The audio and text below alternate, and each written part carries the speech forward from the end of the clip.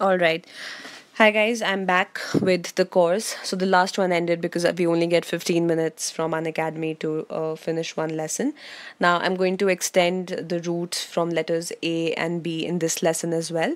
So we were at auto, and I had still not touched. In the last lesson, we ended at the root AOD, which means hear. So words like audible, if you identify the root AUD, you can remember what it means. Next root here is auto AUTO, auto of course, which means self. And the words here that we have are autobiography, autocrat, and autonomous. Please notice the pronunciation. Don't say autonomous. It's autonomous, autocrat, and autobiography. Now, autobiography is a life story that is written by oneself. Of course, the most famous, yes, autobiography is that of Hitler, is if that I can remember. If you know which one, mention in the comments. Next is autocrat. Now, autocrat is a ruler with complete power.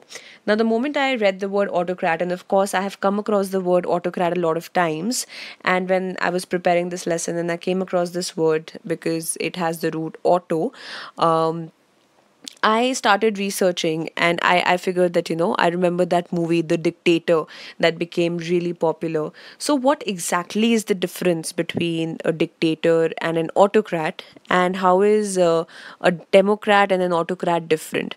So, these were things that were there in my head. I found a couple of answers online, but none of them were convincing. So, since you guys are actually preparing for your exams, and I'm sure this might be a topic that you may have come across at some time or the other, if anyone can explain the difference between an autocrat and a dictator, and an autocrat and a democrat, or an autocracy and a democracy, how are these different? If somebody can explain and write in comments, I'd be really grateful, and thank you in advance for that. Next one is autonomous. Autonomous is acting independently. Autonomous, and for the Kashmir issue, everyone says that you should give autonomy to Kashmir. So let the region act independently. And some people say that we should not be giving autonomy to Kashmir. Of course, that is a topic that I really do not want to touch in this lesson right now. That obviously merits a lot of different lessons and a deeper level of discussion and understanding of the issue, which we can always do later. But here it is about the root auto, and using this you can obviously remember. Please, when I say auto, don't think about the autos that ply on our roads, but auto basically means self, khud se karna, auto, or it's automatic, right? I gave you another word. If you can think of more words using this root auto, please do share with me. Let's move on to B. B is it has the first root, the first set of roots that I'm using from the alphabet, from the letter B, is bio and biblio, right?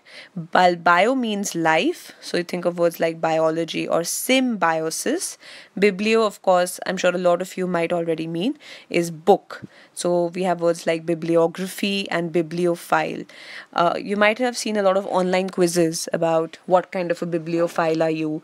Bibliophile basically means somebody who loves books. A book lover is a bibliophile. So you can totally find a library in a bibliophile's room. A bibliography is basically a list of books. So usually when you read a book, towards the end you have a couple of pages of bibliography, or when you're writing your thesis. So that refers to all the books that you have used and referred to while creating your thesis. So if I had to write a bibliography for these lessons, I would also mention the list of books that I have used to create this course. But I'm not sharing any of those names with you right now. Okay, bio, the second root, bio, bio, which of course means life, and my favorite subject, biology, which is the study of life in any form, not just human life. Very, very, very interesting. Symbiosis is mutual dependence.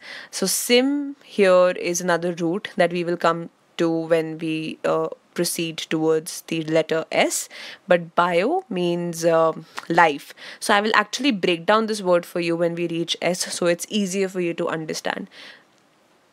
Next is bell or belly.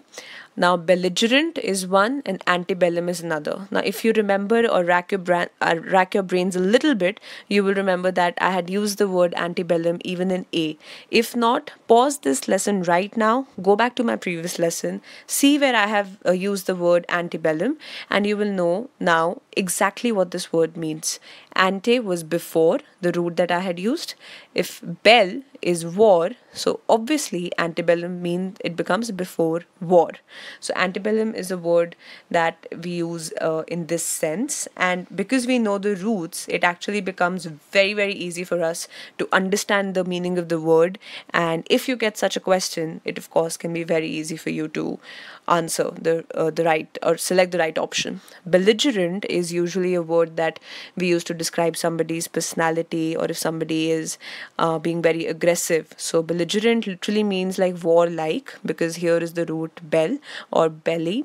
But yeah, belligerent usually is used to describe somebody's behavior at a certain point of time, which is maybe very, very aggressive or warlike. So we say the person is basically, being rather belligerent about the whole thing. The pronunciation is, of course, this. If I have to think of another sentence, not just person, but we can also think about the mood at a certain place. So let's say the mood at the meeting between the leading party and the opposition party was rather belligerent. So that's how you use the word warlike, yeah? Next is ben or bene, which of course means good, and all these words that I have used, which make the meaning obvious. Benign, which means good-natured or something that's not harmful. Benign means I can also say seedha sadha, sharif. So that's benign. Benevolent is generous, somebody who's generous. I had also used the word generous for magnanimous, but magnanimous is more like big-hearted or somebody very dayavan sort of a person. Benevolent is generally a kind-hearted, sweet, gentle soul.